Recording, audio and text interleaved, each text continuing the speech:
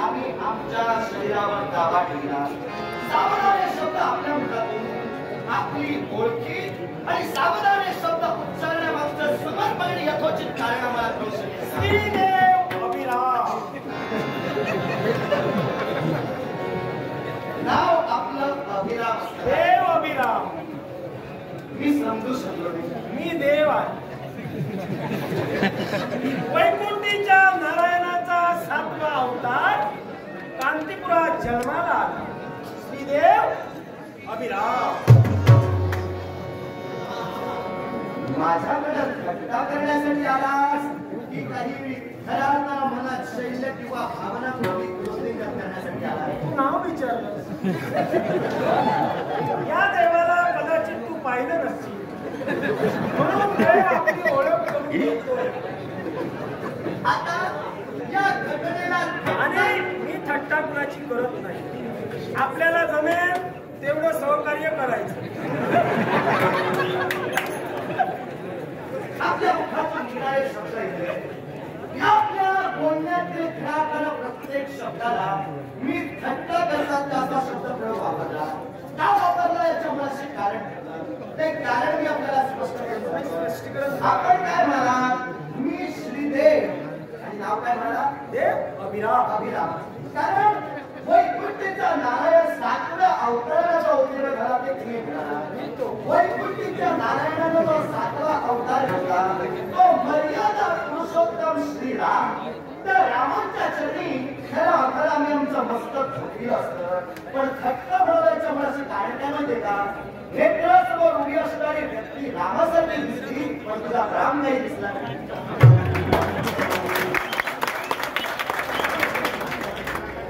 राम माझ्यात दिसला नाही. राम त्यांच्यात दिसला तुम्हाला. नेमका राम कसा होता?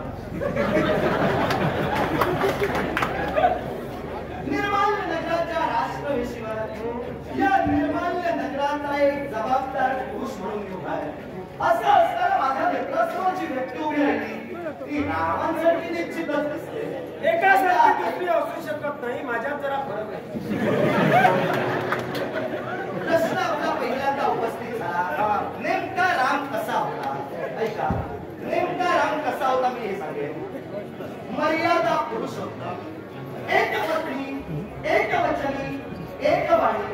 खऱ्या अर्थानं मानवतेची मर्यादा ज्याला जगासमोर प्रकट करून दाखविली तो माझा मर्यादा पुरुष राम. मग असं असताना मानवतेची मर्यादा पटवून देणारा राम याच्या बोलण्यातच खऱ्या अर्थाची निर्मळता हवी होती. ती निर्मळता आणि ती शालीनता तुमच्यात दिसत नाही. माझा बोलून झालेला नाही की राम कसा बोलून निर्मळता आणि ती शालीनता तुमच्यात दिसली नाही. शिवाय या विश्वात प्रभू रामचंद्र हे देव या उपाधीला पात्र ठरले हे तर आपल्याला माहित आहे. मी देव त्याला मानत नाही. देव फक्त मी. देव त्याला मानत नाही म्हणजे त्याला ओळखता नाही. माझा संबंध तुम्ही म्हटलं की त्याला मानत नाही म्हणजे तुम्ही ओळखता. मग त्याला ओळखता तर तुम्ही राम कसे? तो एक राजा. तो एक म्हणजे मी फसलो अशा भ्रमात राहू नका. तुला केव्हा फसवेने तुला कळणार. तेव्हा घेऊन चला. बोलू नका. मी उभा आहे तुमच्या समोर. मी तुम्हाला एक सांगतोय. तुम्ही म्हणालात तो राम. तो देव नव्हेच ना. 7वा अवतारी तो उभा आहे. मी तो देव कसा समजावा? काय अर्थानं मी तो देव म्हणून जाणावा? मी काय म्हणतो आता तुला कळत नाही त्यात तुझ्या बुद्धिमत्तेचा प्रश्न आहे. माझ्या नव्हे. मला कळत नाही का माझ्या बुद्धिमत्तेचा दोष. पण तू जे काय बोलतोस ते तुला तरी कळतंय ना म्हणूनच बोलतोय ना. सांगतोय तुला मर्यादा पुरुष प्रभू रामचंद्र तू नव्हे. त्याचं देव अस्तित्व मी मान्य केलं. पण तू जर स्वतःला प्रभू रामचंद्र समजत असशील या त्रेतायुगातला तू जर देव समजत असशील तर त्या राघवाचं अस्तित्व मी मान्य केलं. तुझ्या बाजूला कोण मान्य करणार? कांतीपुरात चल. माझे भक्त दाखवतो. माझे भक्त जगात राहतो. जे जे भक्त झाले त्यांनी कांतीपूर धरलं.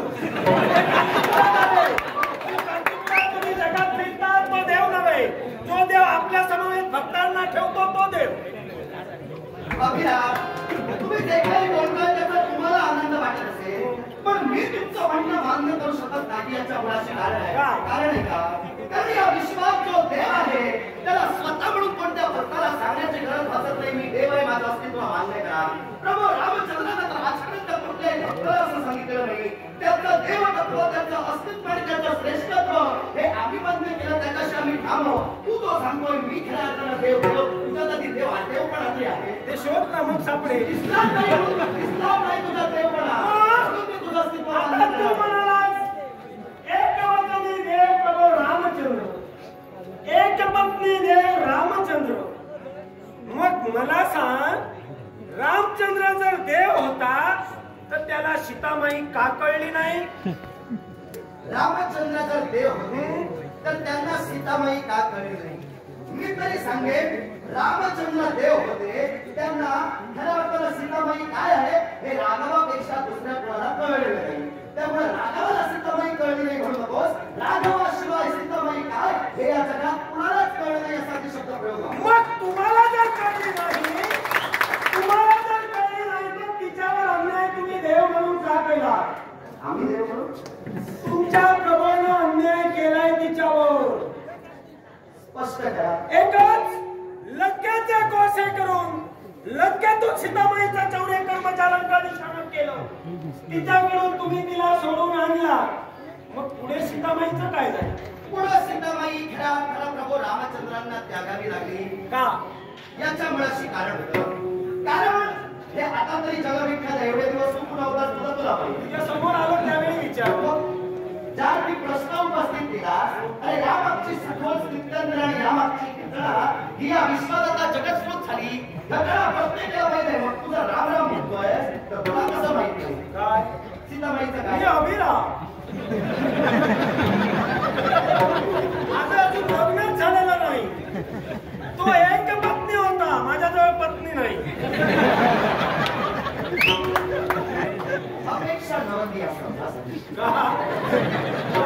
अरे राष्ट्रवादीशिवाय येऊन तू काय बोलतोय? याला कारण आहे, कारण तू जसं बोलणार तसं मी बोलणार. भक्ती आजपासून माझी कर, उद्यापासून मी तुला बोलणार. आपल्याला गुणाची भक्ती करावी हा त्या भक्ताच्या मूलभूत हक्काचा आणि अधिकाराचा प्रश्न आहे. देवाला सांगायचं नाहीये माझी भक्ती करणाऱ्या विश्वात 33 कोट देवता, बरोबर? कोण कोणते? 33 कोटी देवता, 33 कोट देवता कोण कोणते आहेत तुला अजून माहित नाही. ठिकाणी देवाला देव मी आहे की आता जर तू सांगतो 33 कोट देवता नाही, सांगत आधी बोला तसा प्रश्न तर प्रश्न कोणाला करू नको. ज्या मी सांगितलं तू बोलताना सुद्धा जपून बोल, ते मला कळेल असं बोल.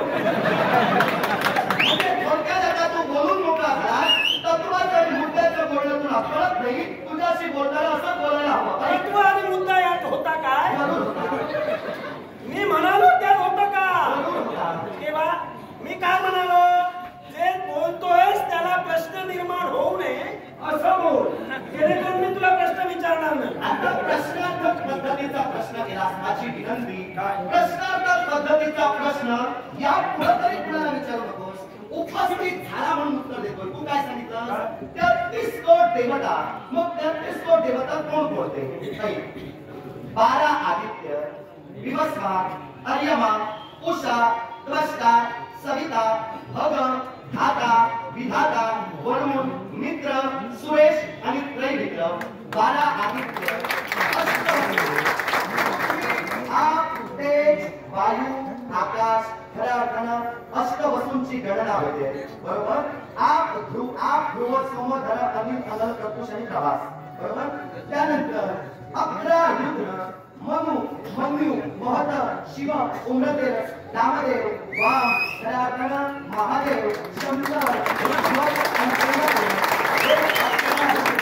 12 आदित्य, अष्टवसू, 11 रुद्र, देवेंद्र आणि प्रजापती. संख्या किती झाली? 33 झाली ना? या 33 कोट देवता. नारायण, शिवशंभू, महादेव आणि ब्रह्मदेव हे कोण? वैकुंठीचा नारायण, शिवशंभू, महादेव आणि ब्रह्मदेव खऱ्या अर्थानं या विश्वात ओंकारापासून ध्वनी, ध्वनीपासून माया आणि मायेपासून ज्या 3 गुणांची निर्मिती या विश्व विस्तारासाठी झाली ते ज्ञान रज तम सत्व गुण होते. आणि यात आता तुला देव दिसला नाही याचं कारण सांग. कारण मी वैकुंठीच्या नारायणाचा अंश आहे. 7व्या अवताराला मी नटलो आहे. त्यामुळे त्या 33 कोट देवता तुला मी मिळालो नाही. आजपासून चालू कर या देव अभिरामाची भक्ती. नक्कीच तुझ्या इच्छाकांक्षा मी पूर्ण करेन. म्हणजे देव अभिराम बोल. सहसा धर्मणी भाष्य मी करत नाही. माझा जो राजेपणा आहे तो राजेपणा मी टिकवण्याचा वेळोवेळी तो घालवायला मला वेळ लागला. म्हणून काही क्षण तुझ्याशी असा बोललो तेव्हा आता जो मुद्दा मानशी तो घटनेवर घेऊन तो तत्वाचा बोल. प्रश्न उपस्थित प्रत्येक गोष्ट तुझी ऐकायला मी तुला आज्ञांकित नव्हे. आता मी देव म्हणून आलोय. देव म्हणून माझा स्वीकार. तुझा मुद्दा उपस्थित झाला. वैकुंठीच्या नारायणाच्या देव तत्वाचं विश्वाला मान्य केलं तर तू क्रांतिपूर नगराचा राजा असं तू म्हणालास. मग क्रांतिपूर नगराचा राजा अभिराम एक राजकथा सुवर्ण न्यायालयाच्या हाती घेतो. त्या तो विष्णू अंश मानला जातो. कारण या विश्वाच्या पृथ्वी राजकर्त्यांनी जन्म घेतला. या पृथ्वी राजकर्त्यांनी मेदिनीचं दोहन केलं होतं. अर्थात त्या मेदिनीला पृथ्वी राजकर्त्यांवरून पृथ्वीवरून ओळखलं गेलं. त्याच पृथ्वी राजकर्त्यांवर घराला काशीच्या वैकुंठीच्या नारायणाला दिलं. त्या वैकुंठीच्या नारायणाला त्यावेळी पृथ्वी राजकर्त्यांनी राजगादीवर बसण्यासाठी केलेली प्रतिज्ञा समस्त राजकर्त्यांनी ग्राह्य मानली. ती प्रतिज्ञा कोणती? नियतो यत्र धर्मो वै तव शब्दः समाचरः प्रिया प्रिय परित्यज्य समः सर्वेषु जंतुषु. धर्मांचं आचरण आणि नीतिमूल्यांचं जोपासन या विश्वात प्रत्येक राजकर्त्याला करावं. तो राजा विष्णू अंश म्हणून गणला जातो. मग तू जर विष्णू अंश आहे तर तुझ्या बरोबर सृष्टीतील प्रत्येक राजे हे देवस्थानी आहेत. मग मला देव हा तुझा खऱ्या भाव का? एकच माझी पितृदेवता देववर्धन आणि या देववर्धन हे निपुत्रिक होते. पुत्र गमेश यज्ञ माझ्या बापानं केला. साक्षात वैकुंठीचा नारायण मूर्तिमंत स्वरूपानं आमचे देववर्धन पितृदेवता यांच्या समोर उभे राहिले. आणि त्यावेळी माझ्या पितृदेवतेनं देवासमोर नतमस्तक होऊन इच्छा प्रकट केली की हे वैकुंठनाथा, आज भक्तीला म्हणून पुत्र गमेश यज्ञासाठी तू प्रसन्न झाला. मग माझ्या इच्छेच्या परिपूर्णतेसाठी जर परिपूर्ण मूर्तिमंत स्वरूपाने अवतीर्ण झाला असेल तर माझ्या इच्छेची परिपूर्णता कोण करेल? त्याच वेळी वैकुंठीच्या नारायणाच्या मुखात निघणारी महेश्वरी, हे देववर्धन, तुझ्या मनातील इच्छा परिपूर्ण करण्यासाठी मी अवतीर्ण झालो असेल ती इच्छा प्रकट कर. त्यावेळी बाप माझा देववर्धन याने माझ्या पोटी पुत्र जन्माला यावा आणि तो पुत्र जन्माला आल्यानंतर देव वैकुंठ नारायणासारखा असावा. देव वैकुंठीच्या नारायणाप्रमाणे त्याचा वर्ण असावा. माझा वर्ण पहा. आणि म्हणून जर तुला देव म्हणावं तर मी तुझं अस्तित्व मान्य करू शकत नाही. याच्या पाशी असणारं कारण भक्ताला देवाला कोणतं फूल पाहावं हा प्रत्येक भक्ताच्या मूलभूत अधिकाराचा प्रश्न आहे. या विश्वात भक्ताला नवविध प्रकारे कोणत्याही प्रकारे भक्ती करावी. अर्थात भक्ती तुम्ही कधी कुणाची कशी करावी याला देवाला बंधन नाही. तेव्हा मी विनंती करतो आहे, आम्ही विचारताना आमच्या मनाच्या गावाच्या देवाला असतात दिलं त्याच देवाची आम्ही भक्ती करणार. आम्ही तुमची भक्ती करू शकतो. प्रश्नवाद आहे का निर्माल्य नगराच्या राष्ट्रवेशीवर तुमची माझी ग्रंथी का आल्याला थेट आम्हाला शब्द केला काय म्हणता? याच्याही मुळाशी कारण नाही. सांगून जर ऐकलं नसेल कारण या राष्ट्रवाची रक्षण करणं ही जबाबदारी कोणी तुझी आहे. मग त्या जबाबदारीशी तू एकत्रित आहे हे मला पाहिजे होतं. सांगून जर ऐकलं नसेल हा ठरलेला आहे. हे अभिराम, माझा शेवटाचा शस्त्र हाती घेतलंस पण मी आता तुला कसा सोडणार नाही. तुला सगळेच ते कर. मला सगळे ते कर. माझा एका प्रश्नाचं उत्तर दे. आलं तर दे.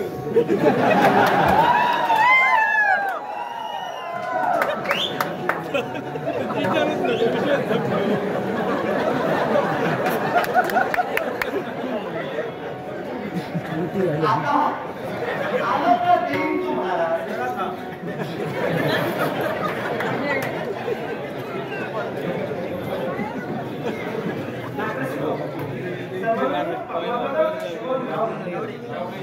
शुभम गावडे यांनी माझ्याकडे बरोबरच लाखोचं पाठवलं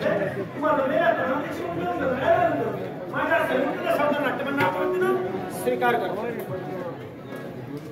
प्रश्नाचं उत्तर आलं तर नाही की आलं तर माहित नसेल तर कसं सांगू. ते अनुभवात आहे ते माझ्यासमोर घडलं. माझा मुळी माझा एक उद्देश आहे ते आपण आपल्या नेत्राने पाहतो. मी करणार कधी विश्वास ठेवत नाही. माझा विश्वास नेत्रांवर. नेत्रानं पाहिलेला प्रश्न विचारलास नक्की उत्तर योग्य असेल तर मिळेल. ते मी पाहिलं नाही ते मी देईन ते उत्तर क्रांतिपूर नगराचा राजा क्रांतिपूर नगराच्या तमाम जनतेच्या संरक्षणाची जबाबदारी तुझ्या शिरावर घेतली. अर्थात या निर्माल्य नगराच्या राष्ट्रवेशीवर तू नेमका का आलास याचं कारण मला तरी वाटतं अजून तुझ्याकडून स्पष्ट झालेलं नाही. पण तरी सुद्धा हे तुला देव मी म्हणत म्हटलं पाहिजे. आणि तुला आपल्या शस्त्राने तुझ्या शैल्याची उपस्थित केलं त्याला मी नकार दर्शनास मग शस्त्र बाहेर आलं. आणि तुझं देवत्व मी का मान्य करावं. कारण तू तर एक राजा होण्यास सक्षम नाही. जो राजा होण्यास सक्षम नाही त्याला देव या स्थानी द्यायला ही अप्रपुष्ट नाही. तेव्हा आधी मुळात मी ठामपणे सांगेन क्रांतिपूर नगराचा राजा या पदाला आधी तू सक्षम नाहीस. कसा हे मी तुला पटवून देणार. ते पटवून देण्याबद्दल माझा आधी आहे. तू म्हणालास राजा या संज्ञेला तू पात्र नाहीस. मी सम्राट आहे म्हटलं. मी क्रांतिपूरचा सम्राट आहे. माझ्या राज्याच्या माझ्या आज्ञेत कित्येक राजराजेश्वर माझं मांडलिकत्व स्वीकारून माझ्या आज्ञेत वावरतय. तेव्हा राजा म्हणायला योग्य नाही. हे शब्द पुनश्च उच्चारू नको. कारण मी सम्राट आहे.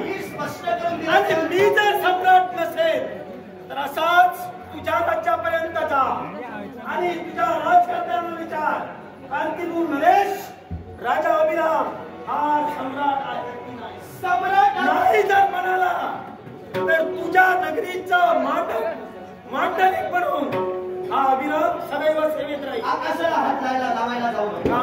फक्त मुद्दा उपस्थित केला. मी काय म्हणालो सम्राट तरी तू असलास तुझ्या म्हणण्यानुसार. अरे सम्राट पदाचा किरीट नेत्रासमोर असला म्हणजे आपल्या मस्तकावर असला म्हणून तो सम्राट या संस्थेला पात्र असू शकत नाही. माझ्या मतानुसार मी काय म्हणालो मुळात कधी राजा होण्याची तुझी योग्यता नाही. कशी ही मी तुला पटवून सांगणार. मला सांग खरा अर्थात तुझ्या क्रांतिपूरातील एक खेळाडूचा सेवक नाव ज्याचं निरोत्तम. या निरोत्तमाला प्रभू रामचंद्राच्या नावानं नामांकित झालेली एक शिळा ती जलावर सुद्धा तरंगू शकते अशी खेळावर विश्वकृपेनं प्रदान झाली होती. याची तुला कल्पना असेलच किंवा नसेलच मला समजत नाही. पण खरं तू बोलत राहा. तुला या प्रश्नाचं उत्तर नक्कीच मी देणार आहे. मग सांगू नकोस असं उत्तर दिलं तसं उत्तर दिलं. ते उत्तर माझ्या हातात आहे आणि मी ते नक्कीच तुला देणार आहे. राम नामाला मंत्रांकित असणारी शिळा ती शिळा जलावर सुद्धा तरंगू शकते असं त्या शिळेचं पावित्र्य होतं. मग ती शिळा एका सर्वसामान्य तुझ्या राज्यातील नागरिकांकडून तू चोरण्याचा प्रयत्न केला. चोरणं म्हणू नका. बोलून नाही झालं तरी शब्द जपून वापर. मी चोरलेली नाही. कारण तो अधिकार आमचा होता. जी गोष्ट आमच्या राज्यात मिळते जी नाविन्यपूर्ण आहे तिच्यावर अधिकार राजाचा सम्राटाचा.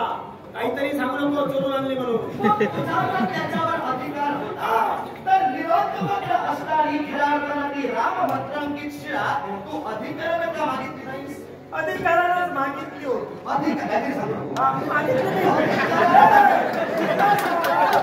मागितली मूर्ती मी. तुला कसं कळलं. मूर्ती नाही शिळा. ती शिळा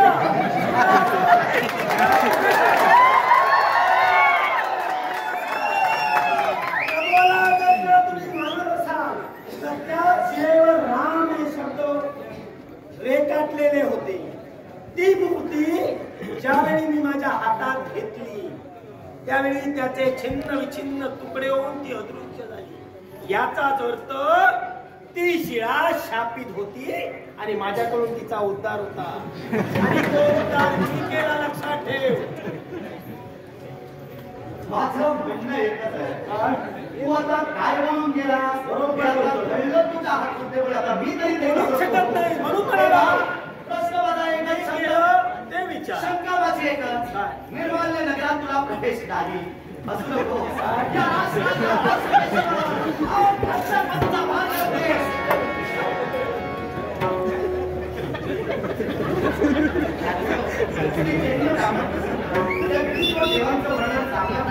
मंगेश गणपत गावडे यांनी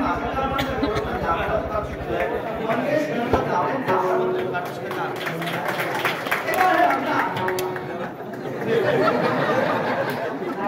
भजन सम्राट कैलासवासी चिंतामणी पांचाळ यांचे शिष्य सन्माननीय अनिल गोसावी यांनी माझ्या कर्माचा गौरव करण्यासाठी लागवण्याचं लागते.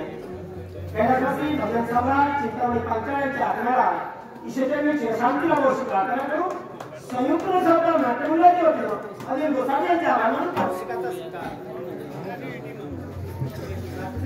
नाट्यप्रेमी बाळा साठम राहणार दिवस यांनी कलावंतांचं गौरव लागणार बाळा साठम दिवस यांचे आभार मानू शकत असतात.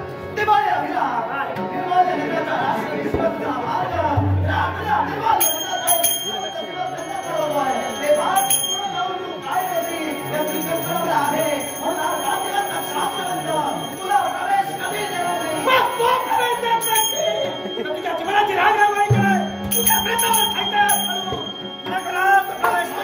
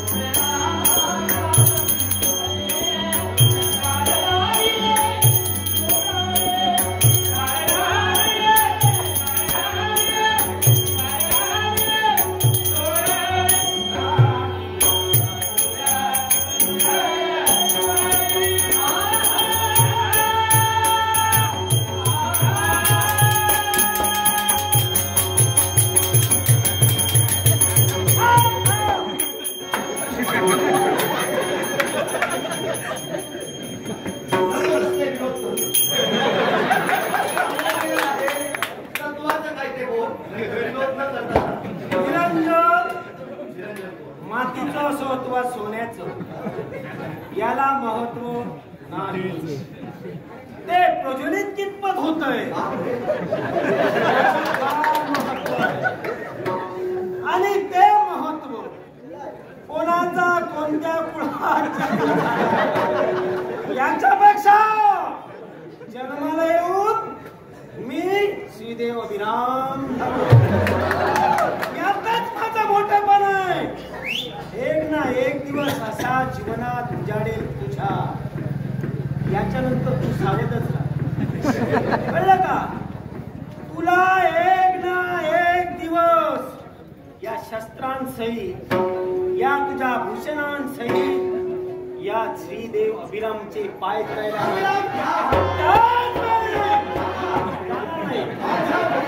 सांगितल्याशिवाय मी जाणार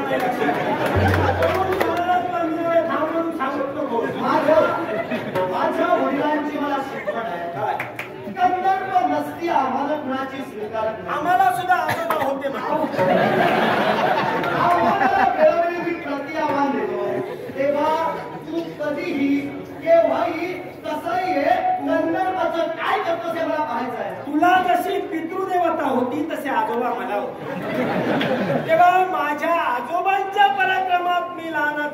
झालो बापाच्या नव्हे. ए बाई तू काय म्हणालास? आव्हानाला आव्हान देतो मी आव्हान घेतो. लक्षात ठेव, आव्हान जर मला करशील ना तेव्हा तरी तोंड कशी पडशील लक्षात ठेव. आणि ती वेळ येऊ नये असं वाटत असेल होय शाळेत असेच सांगतात जा. पण जेव्हा मी येतो ना परत काय नाही परत जेव्हा येतो ना असं काहीतरी बोलून जा.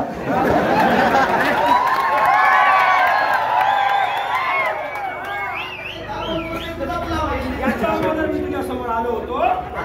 मी तुला सूचना करतोय लक्षात ठेव. समजायची गरज नाही. मी काय सांगतो तेवढंच समजून घे. तुला कुठेतरी बोलशील तर मी काहीतरी बोलणार आहे मग तू तोंड कशी पडणार तेव्हा ऐक. मी काहीतरी बोलणार म्हणून सांगायला लाज वाटत नाही. तू काहीतरी बोलतोय मी बरोबर बोलतो. त्यामुळे आपलं बोलणं दुसऱ्याला पटावं आपलं शहाणपण आपल्याकडे ठेवावं. मी तुझं शहाणपण उतरवायला मागं पुढे सुद्धा पाहणार नाही. आता उतरवला जातोय. आता जातोय मी कारण आहे प्रत्येक गोष्ट माझी नियोजनात असते. वेळ माझी संपली. आता वेळ थेट तुमच्या दरबारात.